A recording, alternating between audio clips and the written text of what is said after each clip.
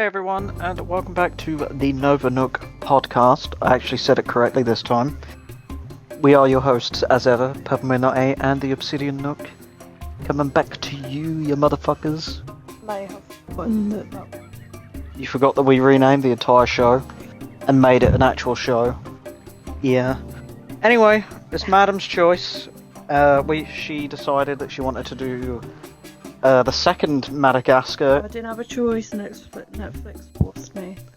As of recording in like a month's time, 3 weeks, almost to the day, possibly. But yeah, we're doing Madagascar: Escape to Africa, as per her request, which she decided upon pretty much immediately after finishing the first one. Are you gonna bother? Well, it's not even on Netflix, and we ain't got it on DVD, so we will find it somewhere one day. But we've got Penguins on Netflix. I don't actually remember if I've even seen that film or not. I don't know, you're a bit skeptical of that one, aren't you?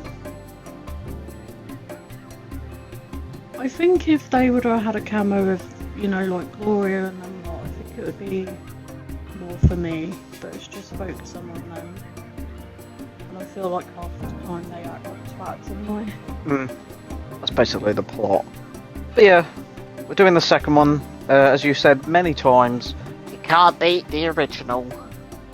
And yeah, you can't beat the original, but you can come close for this one, I would say. The quality of the animation is certainly improved on. Like, it doesn't look as basic. That was one of the points I made in our first one, was that it was a bit basic of animation. Like, the backgrounds are basically just like solid images. Whereas this, there's shadows, there's like, the water effects are really nice. The cast is bigger as well, as opposed to the last film, which was basically just the core four, if you wish, and the penguin and a couple side characters. But everyone gets a bit more time to actually become characters in this film.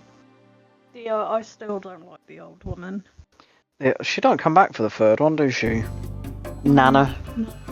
No, I don't think so. Not that I can remember. She might be in Penguins. I don't know, she's just an annoying character to me, just constantly trying to hit him. Yeah, she was like a supporting antagonist, if you wish. If you look past Alec Baldwin as the Maguka or something like that. Yeah, she's sort of just around. I think we could have done without the human like subplot, really. They sort of just exist, and then nothing really comes about other than she beats the shit out of Alec Baldwin. Trucks to flying. Yeah, that they turn into a helicopter somehow using those parts. But yeah, other than that, they could have just like nicked one Jeep and then just had them have all of the Jeeps. Yeah, King Julian was just there to cause havoc and revel in it. He's in this film a lot more than the first one. He's not really in the first. Because he goes up there and he's like one of those assholes. Oh, 100%. He's got a god complex. The thing is, I kind of think... Sorry, our third co-host is trying to either steal drugs or get into the dreamy drawer. My meds. Yeah, meds, I should say. He's got a thing about my antidepressants. He's got a thing about any little pills that are like not for him. He's gone full boba look. But he won't take, if he got medication from the vets, that he hasn't needed any yet, but if he ever needed any, he wouldn't take his, but he's willingly tried to nick my own antidepressant out of my hand. Do you remember how bad it was with Silver? Where we would give him like some milk or whatever, some cat milk, and he would just drink around on the fucking tablet that was in there. And so you just have an empty bowl with a soggy bit of medication. It's like because Silver was like constantly getting chest infections and the immune system was weak. But yeah, every time, it wouldn't be, like the vet said, it wouldn't be Christmas without a visit from Silver turning up at the vet's, having his chest listened to, and then needing antibiotics. Silver was like if you had Melman, except all of his medical issues were correct, basically. Or where they like, if you like have animals vets, they probably told you that easy meal, where it's like a bit of meat or something, and then they made you. He refused that. We did it in Lickies. In the end, we had to resort to crushing his medication up and using one of the licky things and then mixing it together and then feeding it to him on the spoon, because that was the only way we could get him to have his antibiotics. But his painkillers, the Metacam, I think that was called, he would willingly have that. He would love that. He was obsessed. You didn't need to try and ram it down his throat or anything like that. He would willingly have that. You'd be like, "Your pain relief now?" And he'd be like, "Yeah." He was addicted. That little bastard was mental. Anyway, back to the film. I always find the problem with a sequel that's so similar to the first film is that what can we really add that we haven't, like, discussed already? Well, they had Moto, which was going around. Did you know he's voiced by Will.i.am? William? I didn't know. Now that makes me hate Moto. Yeah, I googled it because I was like, who voices Moto? And I was like, well, I just did the cast. It's like Will.i.am as Moto, and I was like, what? And Gloria is still impressive because she slept through like the whole of the plane crashing and falling, and then woke up and was like, "Oh, we're here." Yeah. What? Complete and utter freak out. Yeah, total mental breakdown.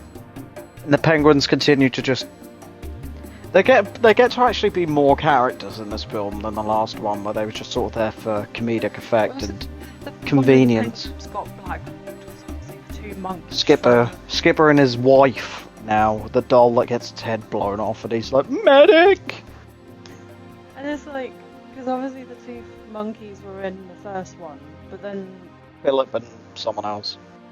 they end up going on the plane. Oh, they were on the plane. I think they were, yeah. But they get more screen time this time, and they managed to find like an army of monkey workers, and then they just Found their thumbs.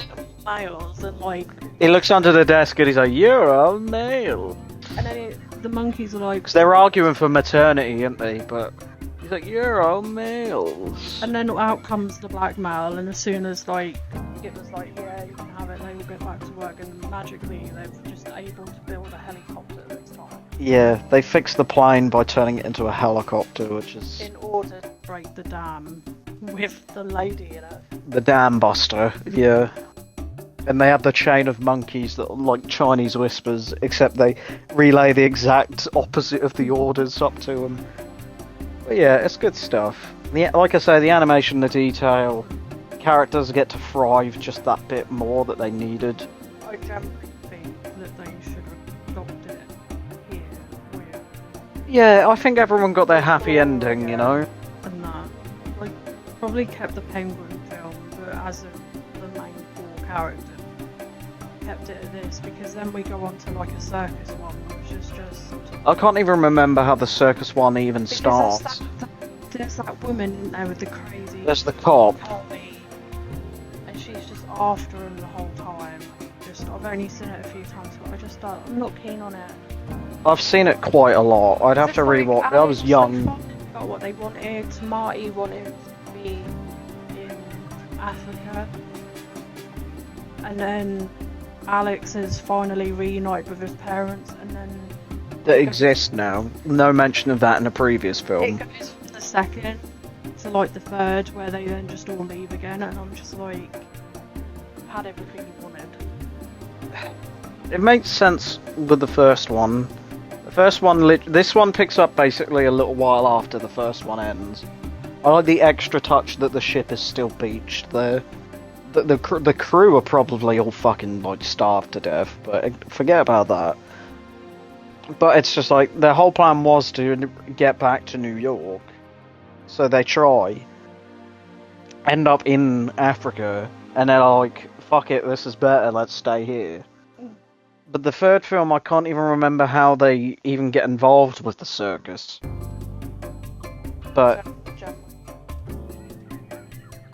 yeah, I don't know. But that's a discussion to have about the third film when we inevitably cover it in the future, when it comes onto some sort of streaming platform, and we sort of just like, let's do it to finish it.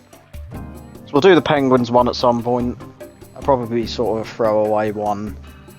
But yeah, other than that, we are not rushing into the third one. We're just gonna... What's that one called? Europe's Most Wanted? I think. Yeah, I think something. Yeah, so somehow Most the... wanted. I think it is Europe's Most Wanted. But yeah, other than that, we'll do Penguins at some point, but that'll do, I think. My turn next week, or whenever the fuck I decide that we're going to do another film. I'm just glad that we've done the first two maps. Can't wait for you to find a really shitty one again. Goldilocks and the Free Bears.